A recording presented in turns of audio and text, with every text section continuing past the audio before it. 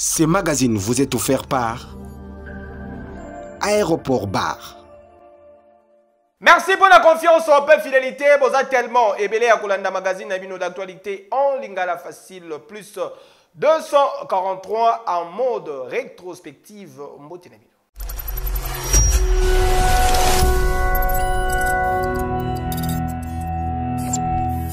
Mokola lundi de l'accès bino ndenge ba criminel bakata ki mutu na commune ya Masina en deux parties et sali pasi pe mawa éroseuse ali komenase cité Pumbu na commune ya Mongafula.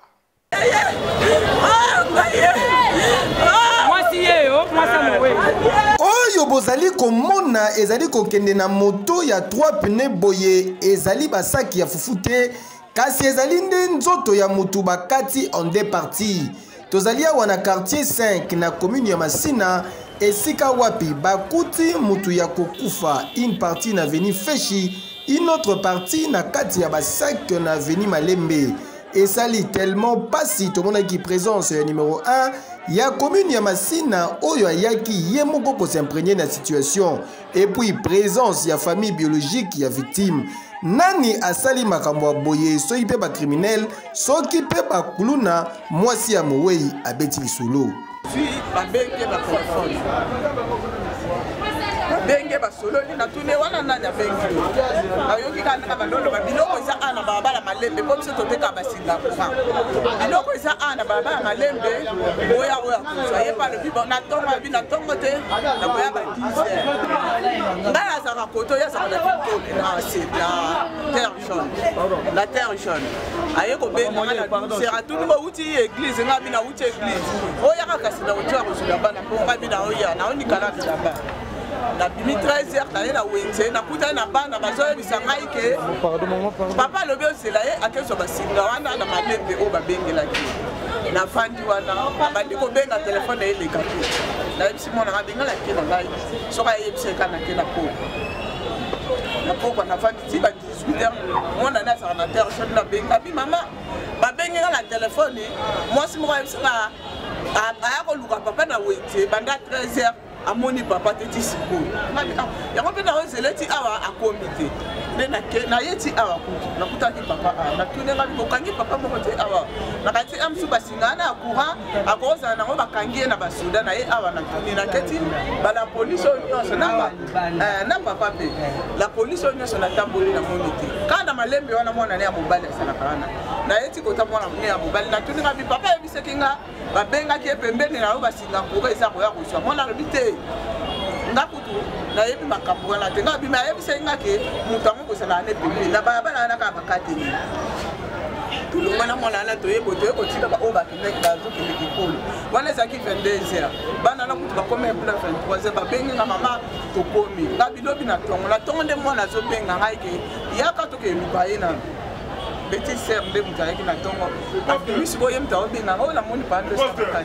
selon deuxième version des faits ya mwasi ya Mowei ekoki pe kozala likambo ya zuwa to pe compte à rendre. Penza chaîne bauta ko kangaye na boloko bauti ko kangaye mwasi na ye maboya na bandaka la de mutakangisa ki ayebise pe alakie kenga na komisoti na suka atana la police wana na susi ya tuana basa batemo ya likambo na tour na ye commandant ya la police asali communication oyo formé biso ki non mutu akufi bakati en deux parties babumi na ba criminel. Alors, donc il y a sali constant, tout le monde pense que non, mutu bakati en deux parties, batie na kati ya basak bambale na kati ya basak. Parti mususu ya corps babwa ki na veni Feshi, parti mususu ya corps na veni Malembe. Alors to ebite ba criminel nini o basali likambo wana pe to monde ata trace ya ba criminel en moté. To ebite ba nini o basali ndenge wana en tout cas to ebi ba moté. Alors to senga kaka na l'état to meka ko sa investigation, banquete salama poto eba ko meka ko découvrir ba to ndenge wana o baza ko sala mabe. Ndenge kaka ezalaka ba service ya Croix Rouge basalaki musala na bango pe bourgmestre ya commune ya Masina apportaki bango assistance makasi. Awa penza ezali kosenga ke banquete ya solo esalama pe vérité ezala établi ba coupable bakangama pe basubir rigueur ya mibeko. Mais quand moi les sous commune ya munene za pembenya ba soda baza pembenya ba lobi mboka eza na sécurité ba tchaka état de siège. Mais pourquoi makamba bo ezaka ko continuer to comme mal à l'aise ko kanga kaka ba innocent mais ba victime ba sa likambu o ba boma batu bango ba su ko kanga bango te boye kitoko te e anini papa keyo papa bone belo papa bone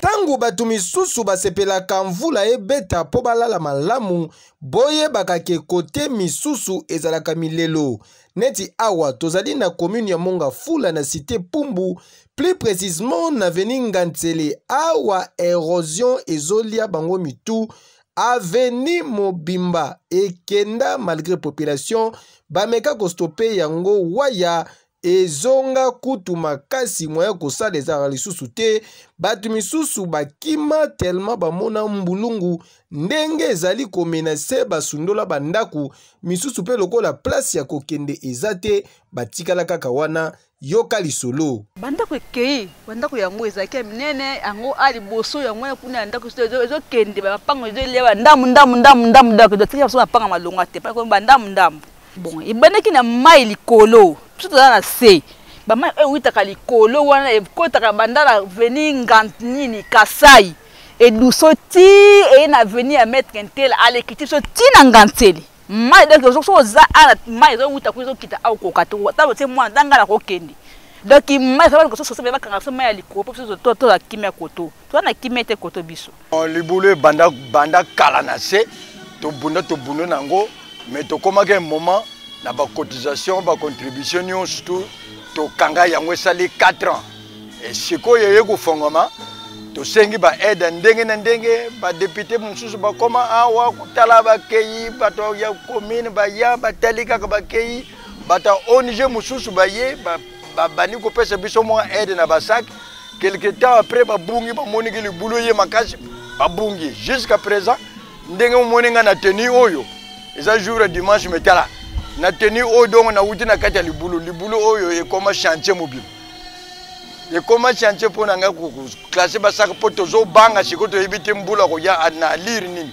kasi regard na bango nyonso etikali tourner epai ya bakonzi ya mboka yango batalisi na message oyo na espoir ke bakonzi bayoka pe basala mo eloko awa ndenge za boye eza na ba valeur ya ba parcelle ebele ebebi nango eza susté mais soki peut-être image oyo ekokoma epai ya bakonzi basunga batu bakanisa mpona cité Pumbu oyo bakanisa mpona érosion oyo tala valeur ya ba parcelle ndenge tala ndako kuna ebukani awa soki ndenge eza boye soki mbula ebandi c'est-à-dire qu'il faut tobanda bimisa biloko mbula ekati wana bazongisi sikoyo biloko na ndako donc biso moko na maboko boye tokokoka na biso te mais l'état soki a raisonné que non bato baza na pasi akoko ko intervenir na situation oyo ekomi na cité Pumbu Tantingo bila atal akipaka pe bato ya koto donc ya mona kaka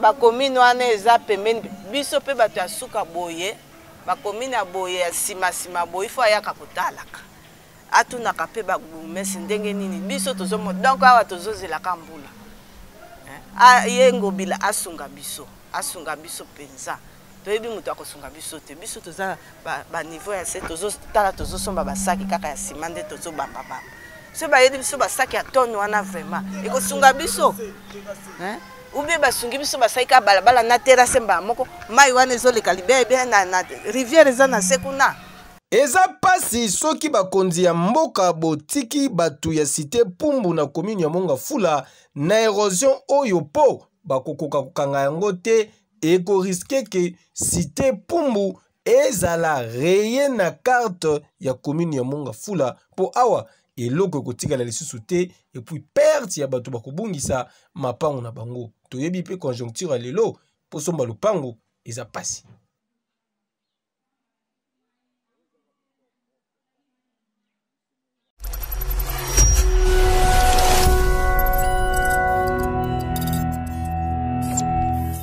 Mokola Bardi, Tolakisaki Bino Ndenge Azali porté disparu, recherché par la justice congolaise, gouverneur Atou Matoubouana ya Congo central. Azali komona na te assemblée provinciale ya Lualaba Bafundi. Gouverneur Richard Mouyej na détournement ya ba deniers publics pe ba jeune ya lomami ba sangani na structure moko pour développer province na Bongo. Recherché na justice congolaise, gouverneur de Chuya Congo central Atou Matoubouana Azali porté disparu. Selon certaines personnes, Atou Matoubouana abimi déjà mboka na nzela ya Angola alors que babandaki kozela vendredi leki na cour de cassation pour na dossier à détournement de deniers publics. Mais soki eza ya solo ki abimi mboka wana ezali kotinda biso tomituna directement soki ba frontière ya Congo ezalaka vraiment protégé po lobi ezalaki général John Numbi, Kalev Mutombe, Barnabé Kikaya Bin Karoubi, Pelelo tour ya Atou Matoubouana. Comment ba personnalité oyo bayebani makasi boye ba fonctionnaka pona ko échapper na ba service de renseignement topé ya la police. Dossier à suivre.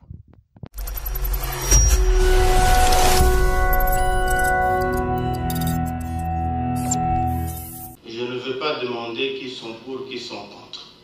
Après des sondes d'inspection générale des finances IGF dirigée par Jules Alinguete, l'Assemblée provinciale de Lualaba a décidé qu'on mette en accusation gouverneur de Chi Richard Mouyej. Parmi les députés, Oyo Bazwa qui part na vote, 11 vota qui pour, 2 vota qui contre, P4 abstentions. Selon rapport et inspection générale des finances, plus de 369 millions de dollars ezali détournés na province ya Lualaba. Au cours ya plein air, assemblée provinciale ya Lualaba, ezaki connaissance ya observation ya contrôle ya IGF, selon document Oyo batangaki en plein plénière, plus de 369 millions de dollars ezala décaissés sans justificatif. Face à évidence Oyo, IGF a conclure na détournement ya ba deniers publics. Et c'est que na ban ya ba accusé, IGF est chargé gouverneur Richard Mouyej, ministre provincial ya finance Achille Mouteke, puis comptable public ya province ya Lualaba. Dossier à suivre. Ils ont trouvé l'opportunité. Nous avons accepté cette opportunité.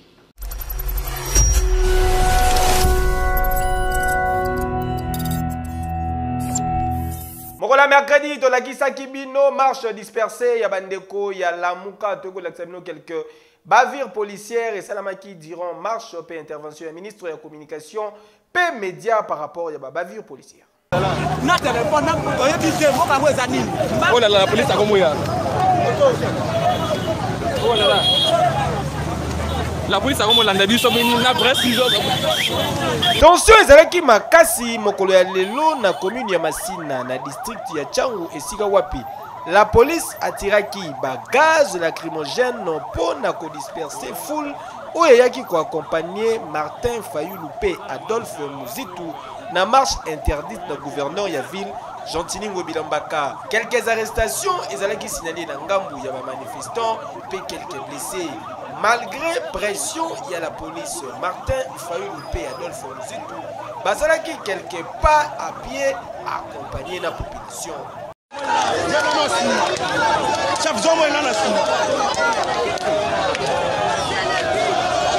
Déjà en marche, non c'est ça les morts. La police va dans le les ratés. On va marcher comme on parlait du peuple. On va déterminer. Donc on va nous donner des Congolais des pères et des mères. Comme ça. Donc on va nous dire. Comment tu n'as pas dit peuple? On va Kabila pour la dictature. On va Kabila pour la dictature. Les lots, tu sais que les lignes ça va les mêmes. On va donc les lots qui n'en sont pas.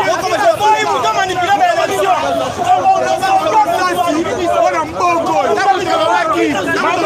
Et Sengeli Boye Bake Nambujima et quelques manifestants batambolaki suivant mot d'ordre il y a Martin Fayulu. Oui, ici c'est Mbujima et Casse Orientale. Bavuba me marche quand le marche tu vas mon abo songoa.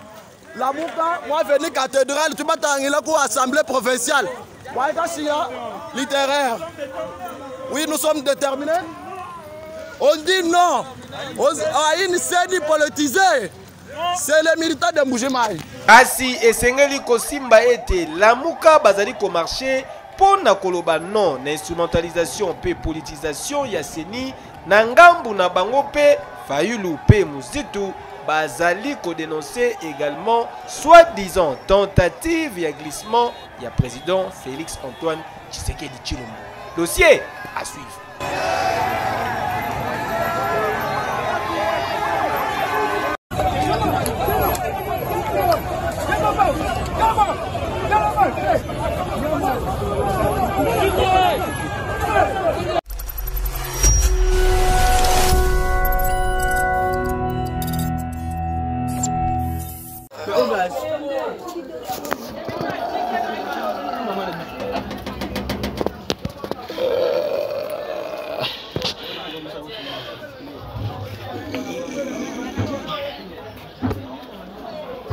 Alors kazalaki kosala musala na ye Passion Ligodi journaliste ya actualité.cdp RFI lors ya marche ya Lamuka ndenge ba image koki ko témoigner mwana mobali oyo azalaki interpellé avec brutalité et pas ya belément ya la police. Acte oyo ezali condamnable ba professionnel ya média ba telemi po na ko rappeler na gouvernement oyo azali autorité ya ba policier que liberté ya presse ezali constitutionnelle pe bazali na devoir sacré ya ko garantir droit yango. Esengeli ba sanction exemplaire epesama contre ba policier oyo basali makambo ya boye ba bafoué droit à l'information pe basengi libération immédiate oyo esalami déjà kasi basengi pe bazongisela ye ba bien na ye surtout ba téléphone oyo ekabwami lokola bilamba ya Yesu kokamwe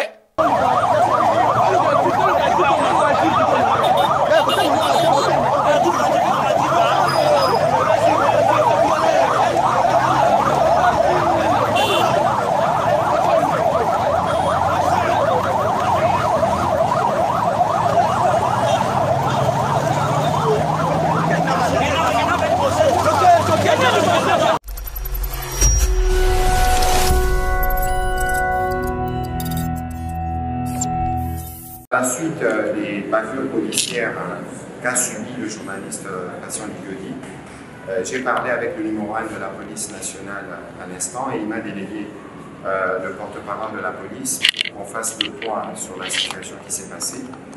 Nous condamnons fermement ces bavures policières, que ce soit le numéro 1 de la police, des enquêtes immédiates pour identifier les policiers qui sont à la base de cette situation et ils seront sévèrement sanctionnés. Nous continuons de suivre de près. J'ai discuté avec Patient qui a été libéré et qui a reçu les biens qui lui ont été pris. Il reste, je crois, un appel l'autre. On suit de près avec la police et nous tenons à rappeler que la sécurité des journalistes est une préoccupation majeure pour nous. Merci.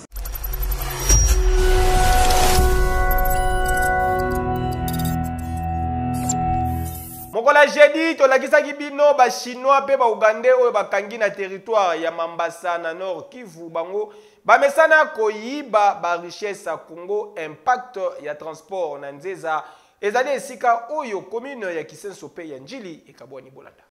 Durant ronde oyo abandaki kosala na territoire na ye, colonel Maxime, administrateur militaire ya territoire ya Mambasa na province ya Ituri, akoyaki lobeleki na groupe ya 9 chinois pe 4 ougandais oyo bazalaki ko travailler na Kimoyibi na Karemine moko situé à 6 km ya Mambasa centre.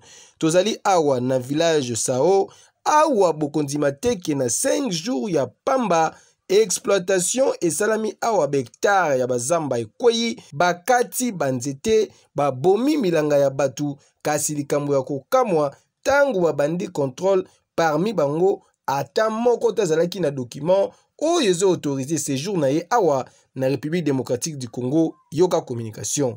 C'est un constat amer, d'autant plus que le travail vient de commencer, ça fait 5 jours. Mais regardez les dégâts sur le plan environnemental.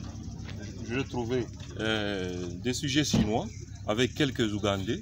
Il y a des éléments commis à leur sécurité et je suis venu en comité de sécurité avec le chef des chefferies.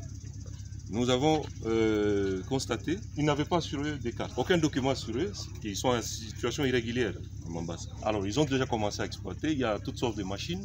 Alors c'est inacceptable que des sujets étrangers puissent se balader dans notre pays sans un document sur eux. Kaka ndenge basalaka ba Congolais na ba mboka na bango kuna awa pe esengeli basibi rigueur ya la loi po oyo ekomi lokola likambo mosusu ata porte ya wese babetaka maboko avant ya kokota ekeyo.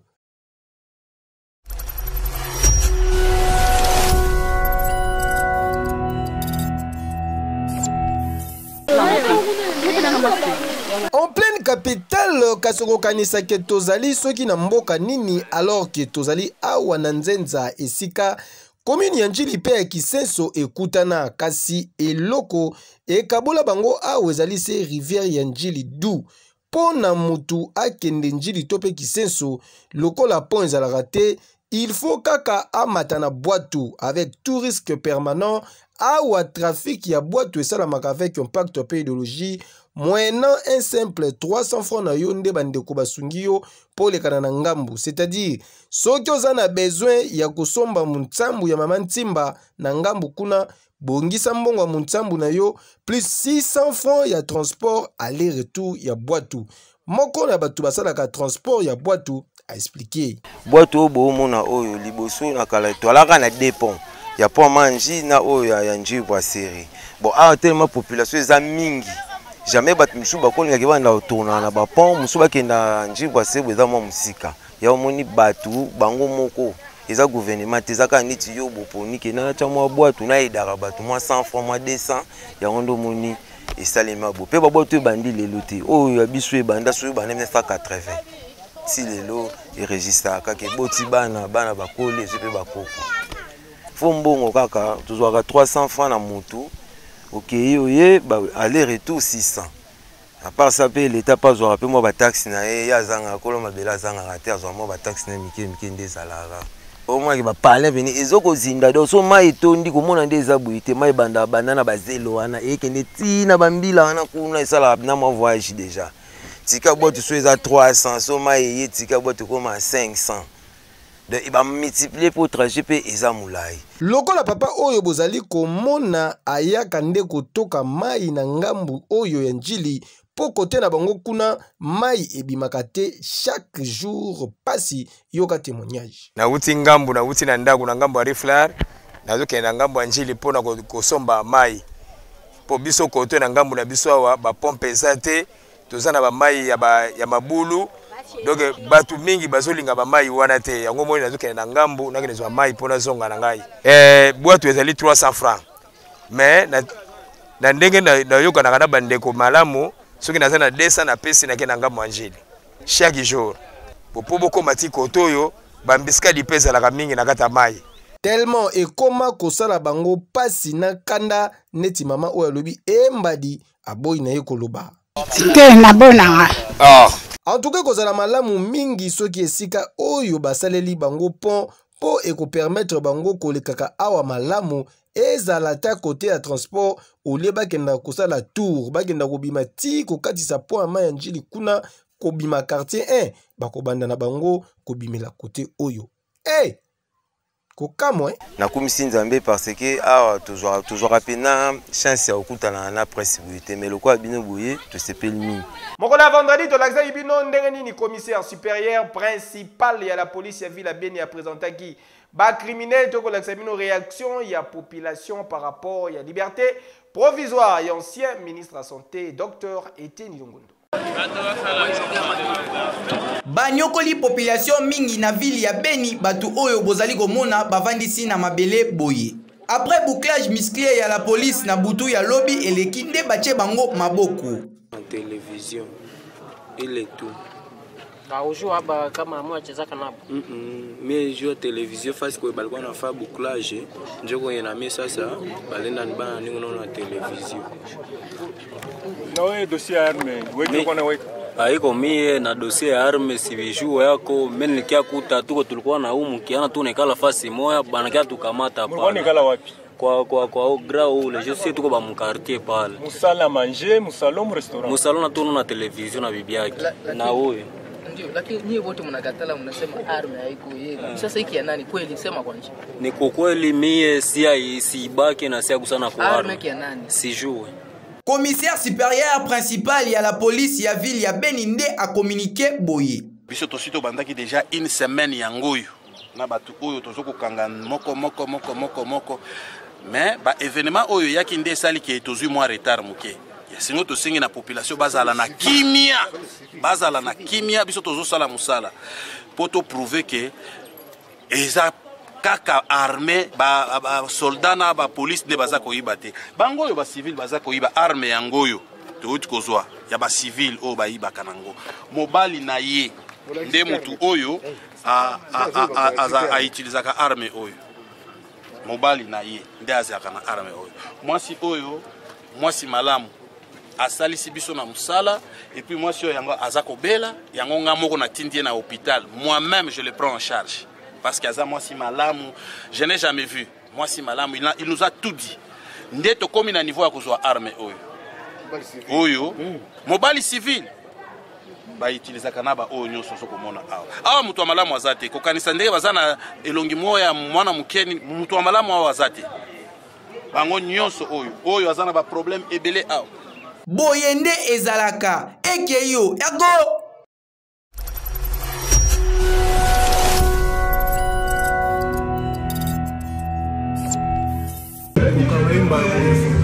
soki bakangaki babengaki parce ezalaki soupçonné na mbongo moko bungi to mbongo alors fallait bakanga basambisa yango za liberté provisoire wana justice yango ekomi ya ndenge ye pa baza moto ayi depesi toni te faut bana devant justice normale bana justice normale basambisa ye après nde bakozongisa na ndako aseke biso nyonso so bakangi biso babanda basambisa biso après bazongisa na ndako te basambisa so basambisa bakangi nde bakangi vidéo kamene nde bakanga ça te pour la IDPS surtout en été pour la justice normale so justice so batiki ça existe dans le bébé.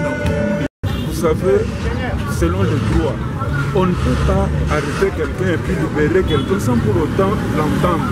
Si on l'avait arrêté, c'est-à-dire interview les collègues batuni à propos il y a gérance en bon et talaki kofi et puis on a compris qu'il n'a pas de problème, la raison pour laquelle on a donné la liberté provisoire.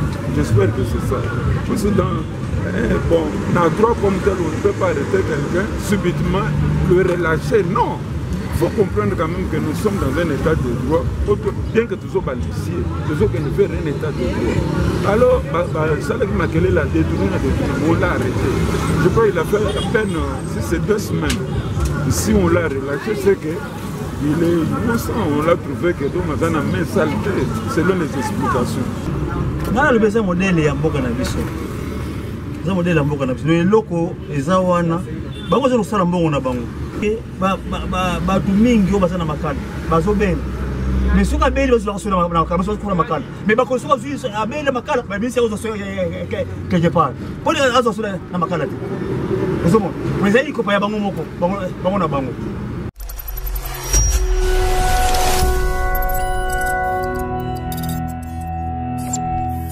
Bamama sekele ya kolata kitoko esi eyebana na baboutique RH Top Model P Dollar Star pona imour.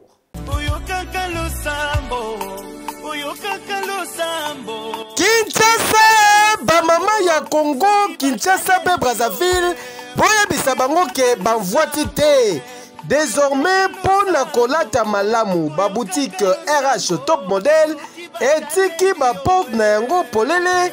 Pour na permettre bino bozo ba vêtements ya qualité bobanga te po awa bataille nyonso ezali ba pantalon ba robe simple ba robe ya soirée ya cérémonie ba chaussures ba sandales ma papa ba ketchi ya solo nyonso esengeli po na ba maman ba femme d'affaires ba jeune fille ya swag bokokuta yango na ba boutique RH Top Model.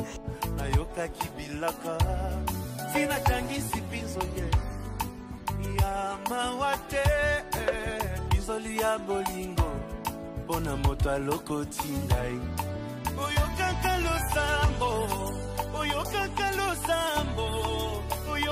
losambo soki bataleli yowe oyokaka losambo po mitungisa na bino te po ba boutique RH Top Model et bongiseli bino ba service ya livraison à domicile, achat en ligne, paie expédition na ba province. Kaka Yesu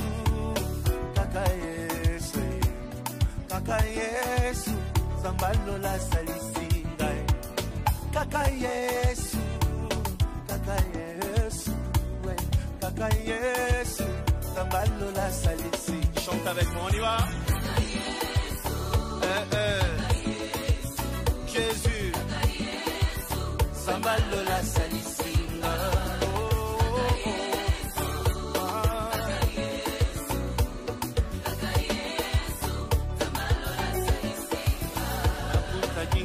Katia pasi asalisi mituna nanga ezwi piano. Pour plus de précision, bokoki kobenga na ba numéro ezali affiché to pe boleki na ba boutique RH Top Model oyo ezwami na avenue Colonel Lukusa na commune ya Gombe, référence premier shopping mall na premier niveau Oza Mobimba. Topé Mususu Oezwami na numéro 1 et avenue Mont des Arts na commune ya Gombe, Musikate na école cours Sénègue. Kasi bobo zanateke ba boutique RH Top Model ezali polele du lundi kino dimanche de 9h à 20h. Kasi dimanche na premier mall exceptionnellement de 13h à 19h. RH Top Model, vous rendre top, c'est notre devoir. Qui dit mieux? Hey, yo!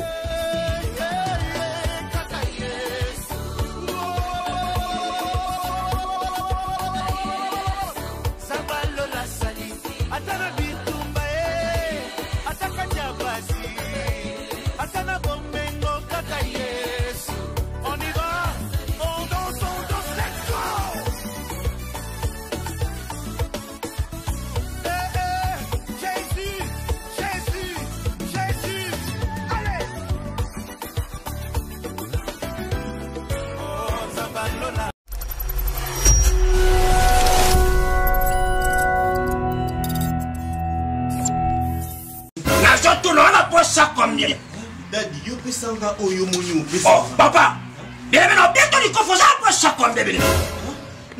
Loba na pesa, oza posa combien? Papa, qu'est-ce que tu frère? Oza na posa combien, bien-aimé? Nazo tourna yo papa. Oza na posa combien? Yo mutoza na posa kokabela ye. Pese oyo zanango. Yo lingo yeba posa oyo zanango pour tala boniko. Tala kinde na yo. Soko za na posa kokaba ba pesa ka oyo koki. Kotuna te oyo mutoza nango posa. So so yake eloko koki na mongongo na kinde. Kinde komema na libongo na okuna. Boniko. Wana tata na nyongi. Onyongi pona nini? Na nyongi. Oh.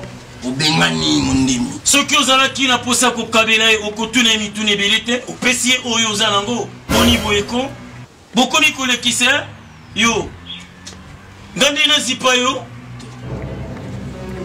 ozala posa combien ngana zana posa ya $100 bikishi Shikonde Daniel Mbao Makashi. C'est Mbao Makashi. Bongo yolinga kopesa bino